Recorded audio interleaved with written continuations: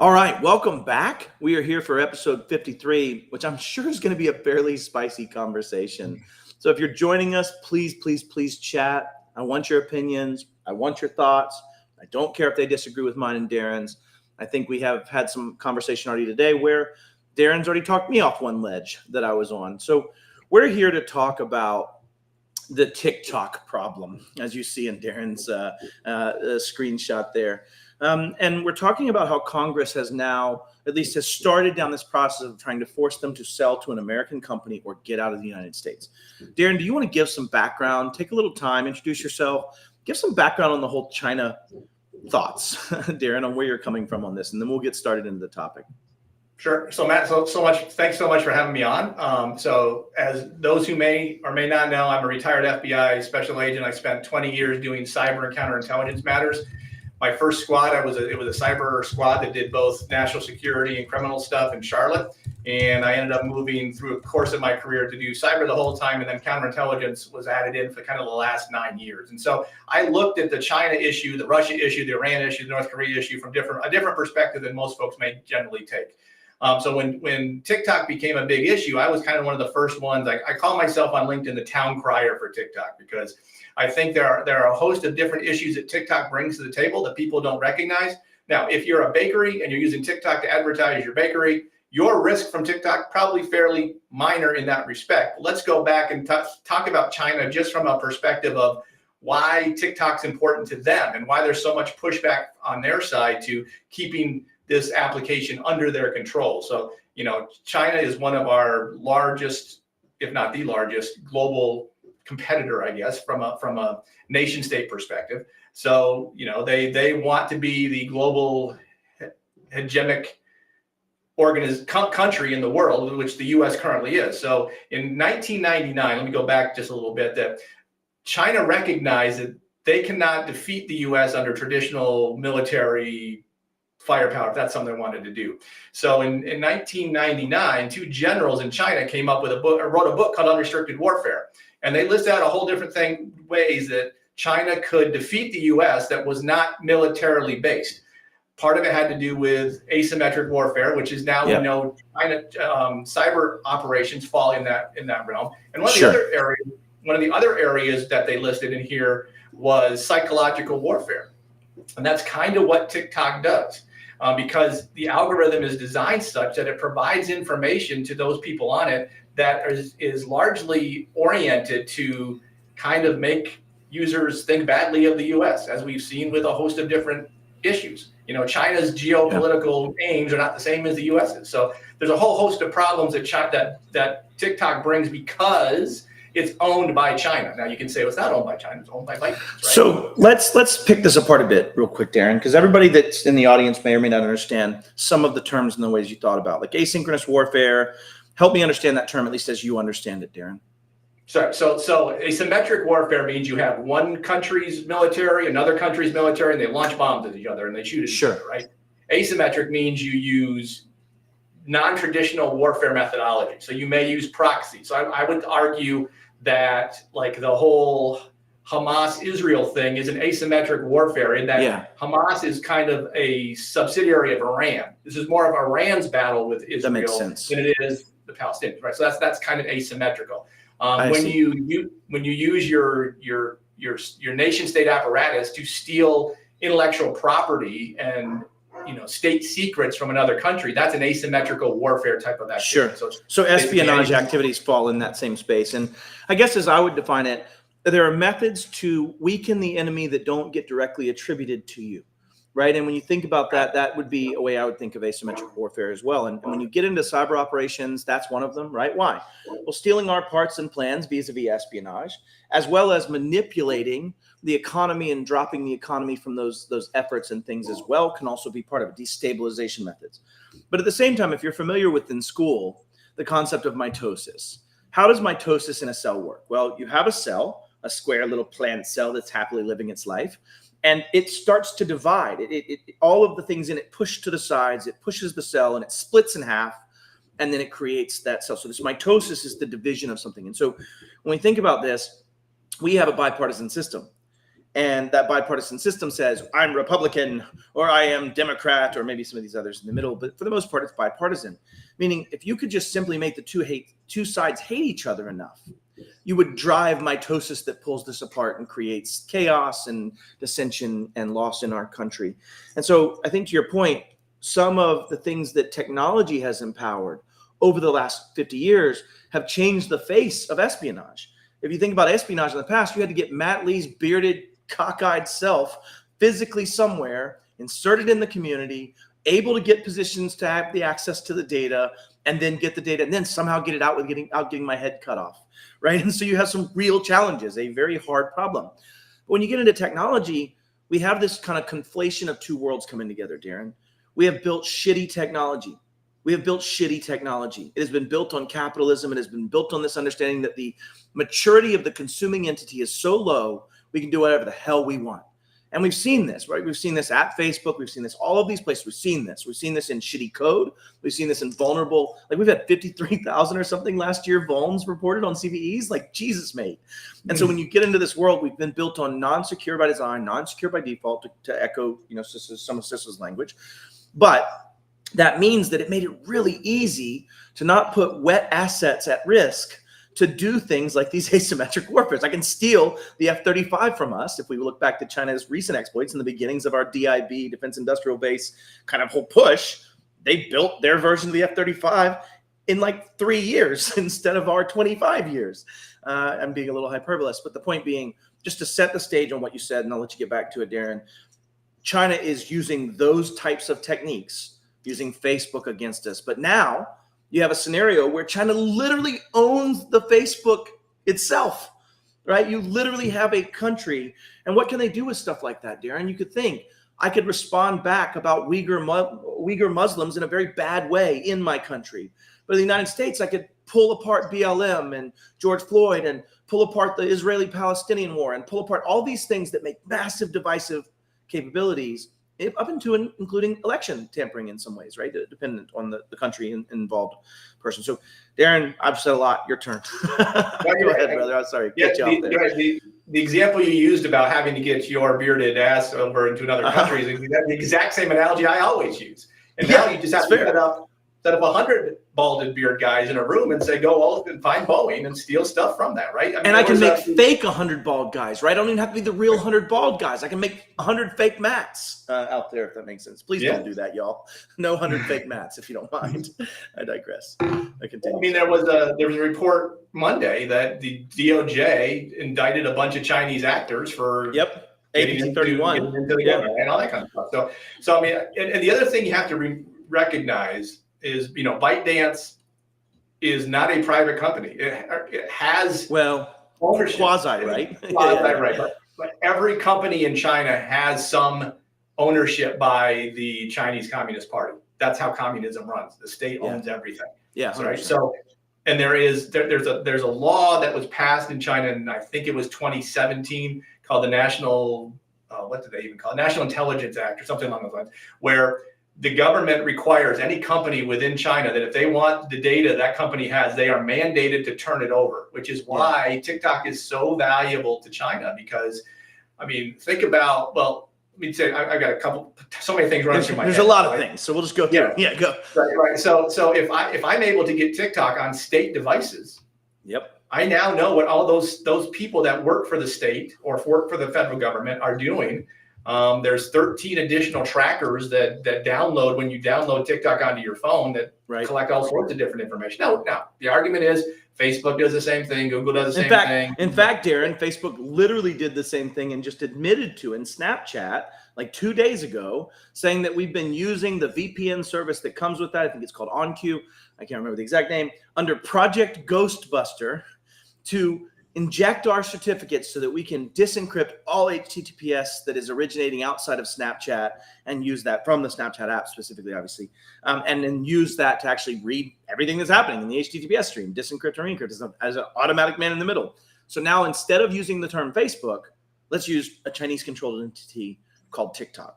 Now that's even scarier, right, to your point. And so I just wanted to point out, we do that here. And your rebuttal was, but at least the company, Facebook admitted they did it. That's right? true. Would you rather have a U.S. company that you can at least potentially take legal action against if they violate your privacy and do stuff with your data, or a company in China that has no requirements to do any of that stuff, and you have no recourse if they do whatever they do, right? 100%. So that's 100%. And I guarantee you, TikTok's never going to come out and say, oh, hey.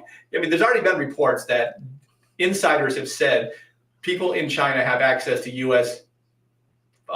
Users' data through TikTok. But the TikTok CEO, when he spoke in front of Congress last year, said, oh, no, we don't do that.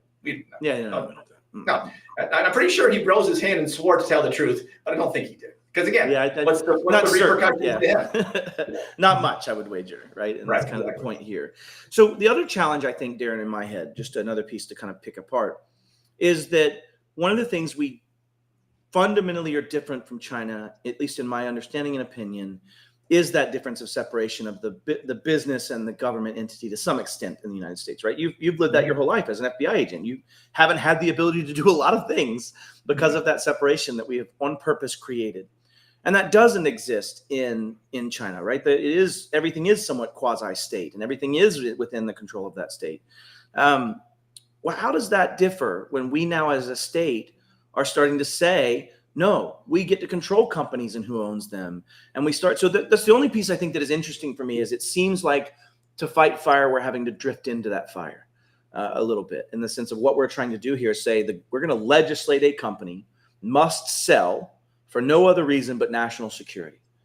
Have we seen that before, Darren? Has that been done in legislation that you know of? I'm not asking you to be a legal scholar, but just curious if you've heard of that be done. I don't think so, but I will say there is a methodology called CFIUS, the Committee for Foreign Investment, something. I can forget what the U.S. is. It might be United States, but basically, if a company a company from another country wants to purchase a U.S. company, it goes through this government process where there's all sorts of stuff that's done to determine is this a national security risk. I was involved somewhat in 2004 when China bought Lenovo from IBM. Right, so Lenovo laptops used to be made by IBM, and they sold off their laptop portion. Actually, Lenovo was the company that bought the laptops from IBM. That's correct. And then they got rebranded to Lenovo, right? And we said, look, this is a national security problem because now who knows what kind of chips they're putting in. I mean, go back a couple of years ago, there was a big report at Bloomberg, I think, where these super micro motherboards were coming in with a little thumbnail chip on them because they were being made in China, and that thumbnail chip sent data back somewhere. They never knew where, but that's part of the risk there. So, but talking about the government saying you have to sell your company, that I don't believe that's ever happened, but I believe it's somewhat warranted here, not because the government wants to control the data. I don't think. Well, maybe they not do, that we see, but I see what you mean. Yeah, not in this action, at least potentially. Correct. But they would certainly like to be able to provide U.S. folks with a ability to get some kind of legal recourse if something bad happens with their data. Right now, they don't have. And that was well stated in that. And just to go back to your CFIUS, it's Executive Order 14083 that was pursuant to the Defense Production Act of 1951 and pursuant to Section 721. So just giving that statement is part of the Defense Production Act. So just for CFIUS. And CFIUS is actually what it stands for. It is the Committee on Foreign Investment in the United States. You nailed it. So Darren gets 1 MAP point. I don't know if I have a mechanism to show those, but yeah, 100%. Okay, so if they sell, let's take a couple paths, Darren, and what are your thoughts? We can go anywhere with this, but if they sell, then that is something that somewhat solves that. It brings it in the United States. It brings us the ability to at least manage and put something on it. It doesn't necessarily get rid of the umpteen employees and people that were part of that tacit connection point that would still exist potentially, right? So you might have some of those challenges that play out. But what if they don't sell? What if they don't? What if they say, nope, I'm not doing it? How do we take that action? How would we even enforce that action in the United States? Would it be at Apple and Android? But they're international companies that are U.S. controlled and started. What are your thoughts on that, man? How do you even go about enforcing this action? Well, that's going to be the problem, right? Is that if it does happen, then Apple and Android can be the ones that suffer because then China's going to say, well, you can't put this stuff in. But let's be honest with you. Let's say the U.S. Let's say Facebook created a similar application that TikTok did that suddenly was real popular in China. Sure. But somehow, people in the U.S. were altering that algorithm. Is China going to allow that application to be used by their children or their teenagers, whoever? No, right now, absolutely not. And right now, the TikTok version in China is not the TikTok version the rest of the world sees. Well, that's right? another thing to unpack, right? Even when you get into that part, some of the studies that were done, this recent study, now there's some flaws that were pointed out in it, but around the fact that you could search something in one geo and get certain things that are algorithmically showing up versus another. And those all seem to be things that were part of China's interests, right? In that regard. Yeah. So to your point, there are different things everywhere you go, but also back to the original point, how does that even affect the sale price? If your sale price is based on this global understanding of a product that you believe the geopolitical aspects of this are going to change, how do you buy something like that? And I guess unless you're betting on its growth and aspects in other parts of the countries, or monetization methodologies that wouldn't have existed before, things of that nature. But just very interesting. And back to the how do you control it? You'd have to have some systemic firewall. Maybe we do this great firewall of the. Anyways, we're starting to get into those same interesting parts of this that I'm not sure how you solve it. I just feel like it. In my point, Darren, and maybe I'm ignorant. I'm okay with me being ignorant. That's how we learn. But I can't imagine how Congress could take an action that wouldn't take some very broad sweeping capabilities of censure that we don't really have at a technical level here that I understand.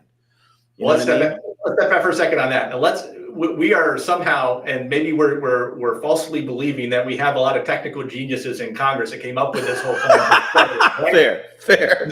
So I'm pretty sure they said, is it going to look good for me if I say, TikTok should go away? But I don't think the bill says, here's how it would happen, and here's how easily it would occur. It can't.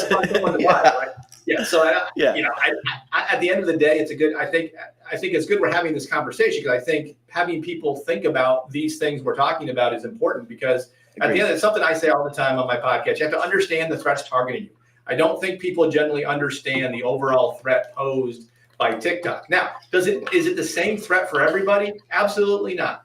A 14-year-old kid who has no access or any information, anything, who's just doing dance videos. I might disagree with you, Darren, but we'll come back to that. You continue. No. I mean, right now, for them, right now, that threat is somewhat limited. However, the one-to-one threat.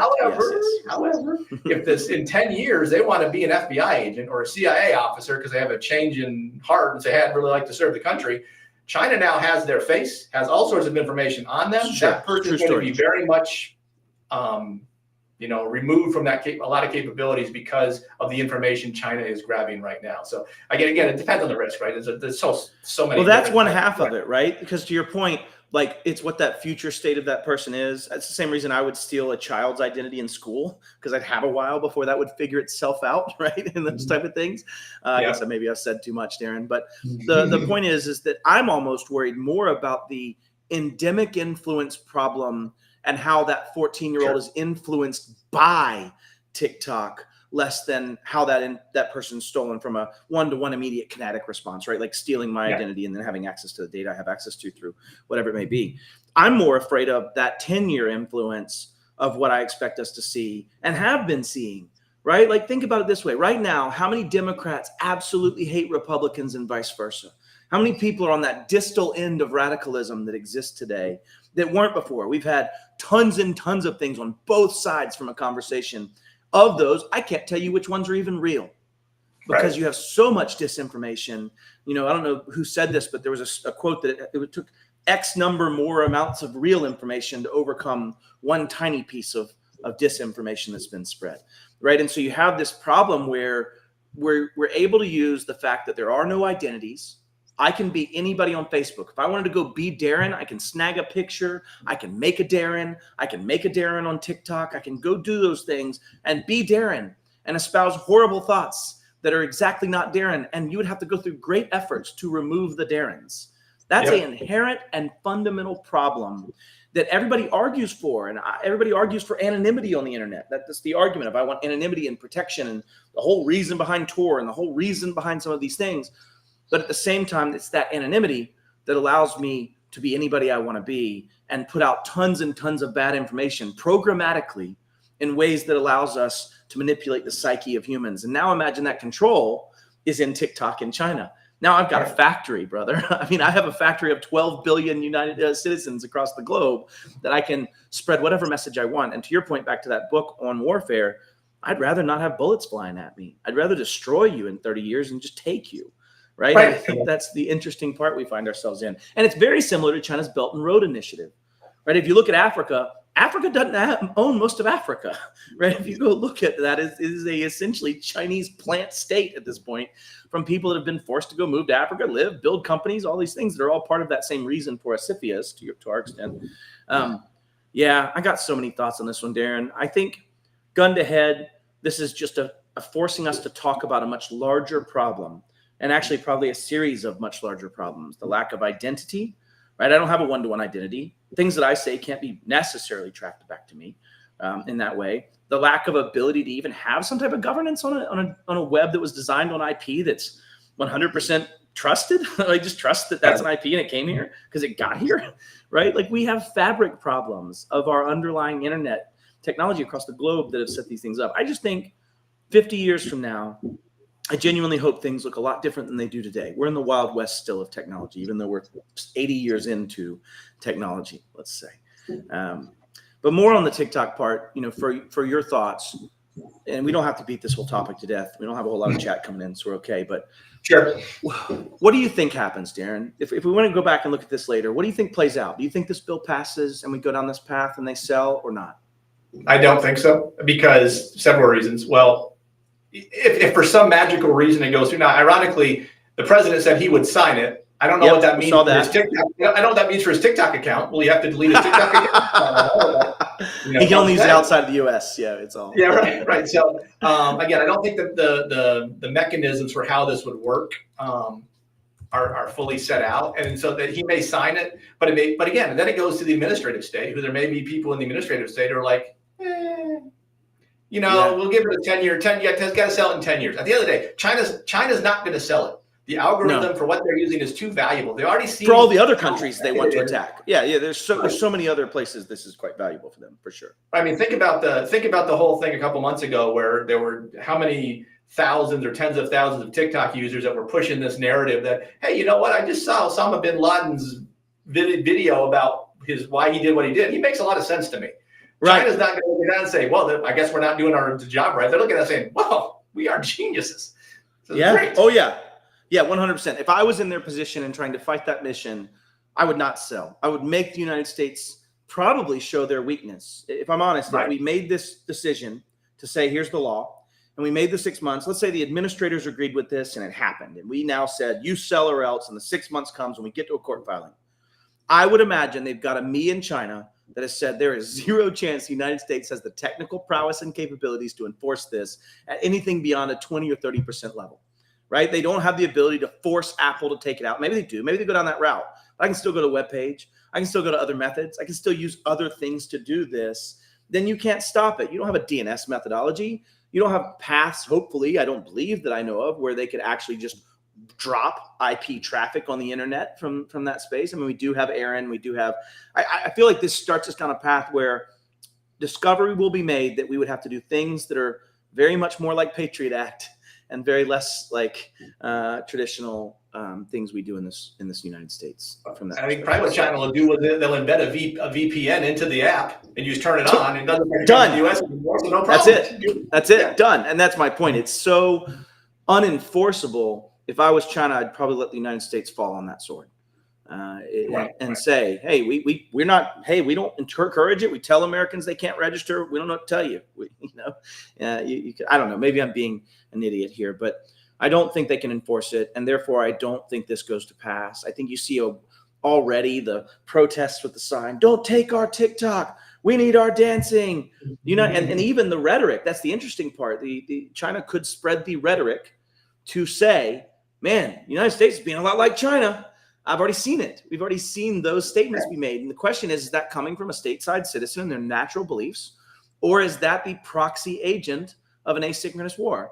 Is that the influence of the brain on which I can program those responses? Back to your Osama bin Laden, hey, this makes a lot of sense thing.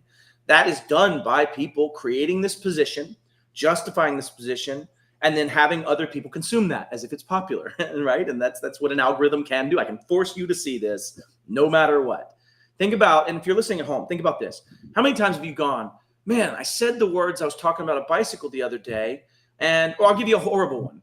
I just had a foot scraper show up, right? You know what I mean? Those where you take the callus off your feet and you get because I was saying to my wife the other day, man, my feet are dry as hell. I don't put lotion on. How did I just get this persistent foot scraper ad that shows up on 12 different pages? And so we go back to that whole tracking and how we have made so much money out of the ability to hyper deliver a message to you that is at the right time, the right place for that buying decision. Now, rewind from my foot scraper and say it's hating Republicans or hating Democrats. Those things are so easily targetable and so easily manipulable. I think we have a grander problem, not just this TikTok representation, which is a problem, of that influence capability happening at a private sector level without any oversight, without any proof that I'm really me. Look at the Twitter bots problem when Musk bought Twitter, right? He's like, how many bots are we talking about? We know this many, but we don't know if it's this many and this. Jesus, we know this many? Then why the fuck do we even let that happen? Why are we still doing this? And it's because of greed and lack of maturity of the consuming entity. Back to your point about Congress, there's not probably more than 5 Congress people I think that could pass a basic school test on technology, right? Like just laying that out there. And so how the fuck are we going to write laws about this? How are we going to change this? Maybe you just like watch me live on air, break down and like give up hope, but I believe that's the fight we're in, and that we have larger challenges after TikTok of how do we deal with this domestically? How do we deal with this in being able to if nothing else, the way we focus on it domestically, Darren, controlling what our adversaries are able to do, right? If it's Facebook and it's owned by Facebook, I can still get in and do a lot of stuff to create size and scale, fight your algorithms, understand your algorithms, do those things. If I can create 100 fake accounts or 1,000 fake accounts or 2 million fake accounts.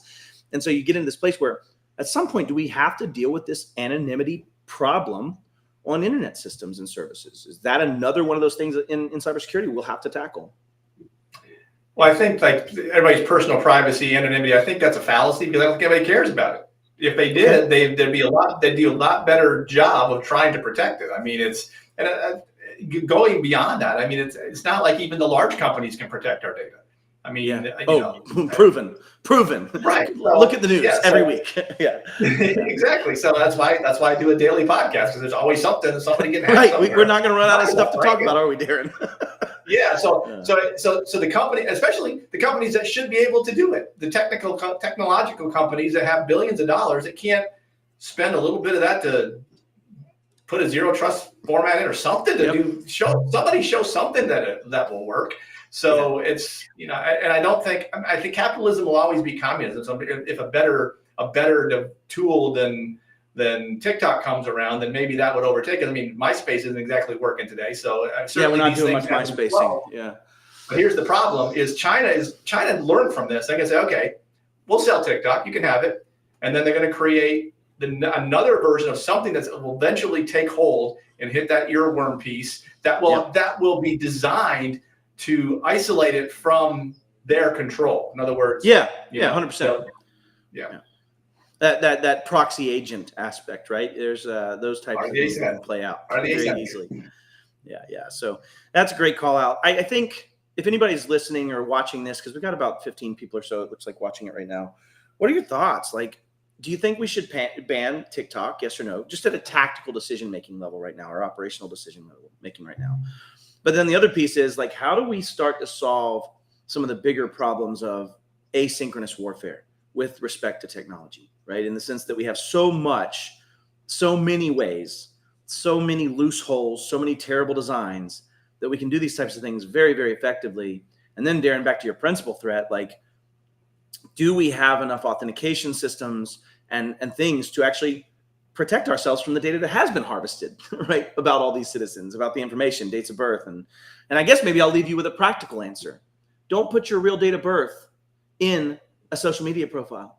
Don't put your real name in a social media profile if you do not have to, right? Do things to say you live in a different city, put in different things. Don't answer the questions correctly about the things about you. In fact, I sometimes don't mind taking those little questions about me, things like, I was this many years old when I had my first, and I lived on this street, and just making up crazy bullshit answers in ways to try to poison that. And Bill Myers popped in and said, yes, and Timu.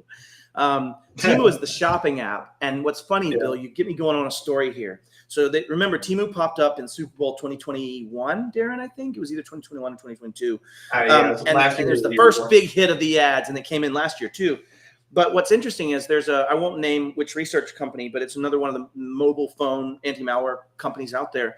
One of their lead researchers was showing me how Temu is probably the first use of malware by a commercial entity.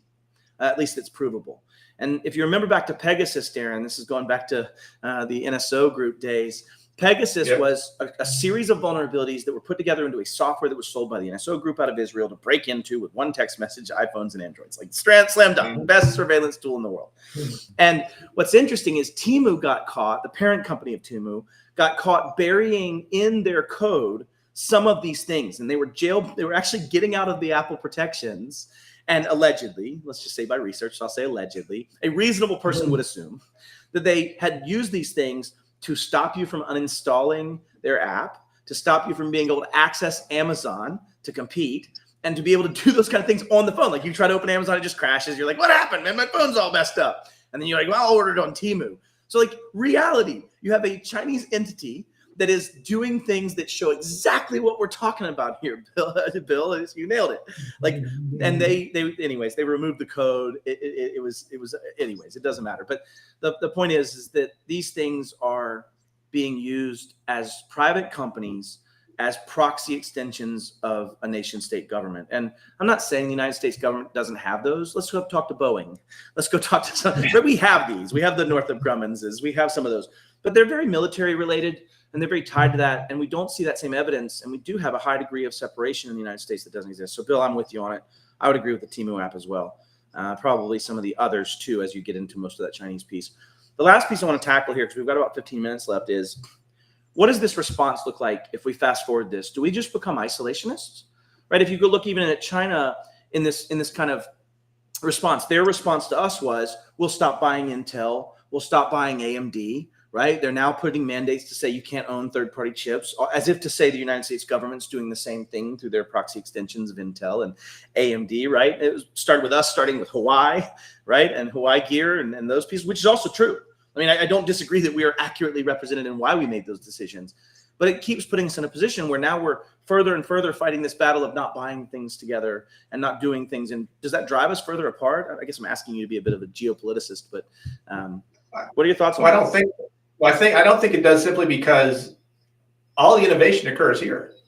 China has limited innovation. All they're doing is stealing stuff. They're just stealing it. Like if they say, okay, we're not going to use your stuff anymore, well, go ahead, use your Chinese Huawei chip and have a party with that if you want to. They're going to have to still rely on what we create to make the stuff work. I mean, if social media was created in the United States, if Mark Zuckerberg hadn't created Facebook and whatever they didn't make Twitter, then TikTok wouldn't exist, because all they do is copy and steal it. So we can live without TikTok a lot better than they can live without Intel chips and AMD chips, unless they go take over Taiwan. Then that's a whole different story altogether. Which that's that whole different story. And part of this, I think, one of the things that I will say China does really well is be long-term strategic thinkers. Right? When you think about it, they don't mind fighting a 1,000-year war. They don't mind carving us apart in that way. And we don't. We can't think past the end of our nose sometimes. I mean, if you go look at how many times, go look at Nicholas Caudill stuff about the Air Force Zero Trust program that he was working on, right? All this work and then pull it away. And all this work, and we do that with contracts. We do all these types of things so many times. We can't seem to think that long. And the structure of our regime changes that we do have from the built-in awesomeness of democracy, right? And so we can't focus on something that long. It always shifts every 4 years, and you have this constant cycle there. Here's the difference. So China had Sun Tzu. We have AOC. We have AOC. Okay. There you go. Okay, fair. That's it. That solves it for us. That's the end. That's why they were. Okay, that's fair. That's fair. Couldn't TikTok and Temu be considered a weapon? Yeah, I think maybe not in the traditional sense, but in my mind, it certainly is a weapon I would use in my arsenal if I was taking a long-term strategic intention. Because just because China doesn't innovate from stealing today doesn't mean that they could not innovate as they continued this path forward potentially. And so that's that piece where I think, if you look back at China 40 years ago, it was a much different China, right? If you look back at the average just life in China, it was very different. So I think that's where we right now are tactically losing, and we're having to deal with it now and respond to it. But I would say, yes, I could think of those as asynchronous warfare in that way. But then not let alone, let's not get into even the active asynchronous warfare with respect to like APT-31, right? That big piece yesterday or 2 days ago with them talking about all those Chinese citizens that were part of APT-31, targeting critical infrastructure, targeting MSPs that serve critical infrastructure. Why would you do that? Why would you want to target critical infrastructure as a country? I can't even imagine what that would give me as a benefit. Maybe turning off everybody's power. The other thing I should note in the United States, and heck, maybe I get in trouble for some of these opinions, but I'd probably stab you for a chocolate bar in 2 weeks of not eating. We don't suffer well as a country, right? If you look at others, if you've ever been through a hurricane, Darren, people are raiding the stores and fighting over milk, 10 days before the hurricane or 4 days before the hurricane. So I don't know. I feel like we have a long way to go, even though we have all the assets on our side today in my mind. So, all right, Darren, any closing thoughts? You made a good point about their strategic thinking, and part of that is because of they have a uniform government entity, right? It's a straight line. It's not branched out. With bullet holes. They're able to think about those things 4 and 5 years down the line. We can't, we have problems deciding on what the budget's going to be every fiscal year. I mean, it's fiscal year 2024. We're shutting down every Thursday. Yeah. Right. Oh, good. Which again, it's not like I'm not looking to move to China because that's fantastic over there. I'm just saying that gives them that advantage, right? And we're just having a conversation about game theory, right? That's what we're having a conversation about. Yeah, all the people who say, well, we're just as bad. Well, then go live over there. See how that works for you. See how that freedom works over there for you. Well, you talk about this in that same way, and I'm just a guy living my life, ignorant of most things. But look at Russia and the gentleman that killed those humans. I mean, I don't want to say gentlemen; they're horrible humans just for that statement. But we bring our people that we've captured into court. Nobody gets beaten up. There's not this like period where Darren gets to take the boys around back with the phone books and have a convo, right? Like it doesn't happen like that. Yet they literally brought 3 of the witnesses in, or 3 of the accused. ISIS terrorists. Terrorists. Thank you. That's better. I appreciate that. The ISIS terrorists in to say I'm guilty. The first 3, like the dude had a broken hand. His ear was cut off and made to be fed to him. If you remember, that was one of the part of the video that came out. I mean, just that level of barbarism that exists as part of that. That's not going to happen in the United States. It's like we don't usually see that happen to a criminal that is about to go on trial in a massive world event. Russia doesn't care. Right. China doesn't care. They do not care that we know they're executing and genocidally destroying the Uyghur Muslims. They do not care. That is a very different understanding in my mind. I wouldn't say ours is better, but boy, I'd rather live here. Right. Like, this is my happy place. So, anyways, I mean, let's get there are those individuals that will take Johnny out behind and hit him with the phone books, but then they're going to go to prison themselves because they're going to get in trouble. Because that's true. The system works. Now, people will say, no, it always. Well, sure, obviously, there's bad eggs everywhere. True. But it's not systemically set up to not work. Correct. Right. And that's the difference. Don't brag about it. Right? Right. Like if Biden died next week during a presidential campaign, we would have major problems and investigations. In Russia, they killed Navalny in a prison camp in Siberia after moving him there for that purpose, and nobody cares. It is this. I don't know if they killed him. They said he died of death. I think that he died of death. They did die of death. Yeah, it was natural causes. They said it was very natural. Yeah. Not based in the U.S., but with regards to becoming isolationist, whether it's technology or not, China's embedded in most supply chains. Yes, good point. Straight up. I don't know who this user is, but yeah, it's a great point. I think I talk about this all the time on stage, right? It's this interdependency problem, and what we have had is in the past very controlled interdependencies. What I mean by that is when it wasn't an internet age, you had a lot more of these things that could exist that allowed the system to filter through some of these decisions.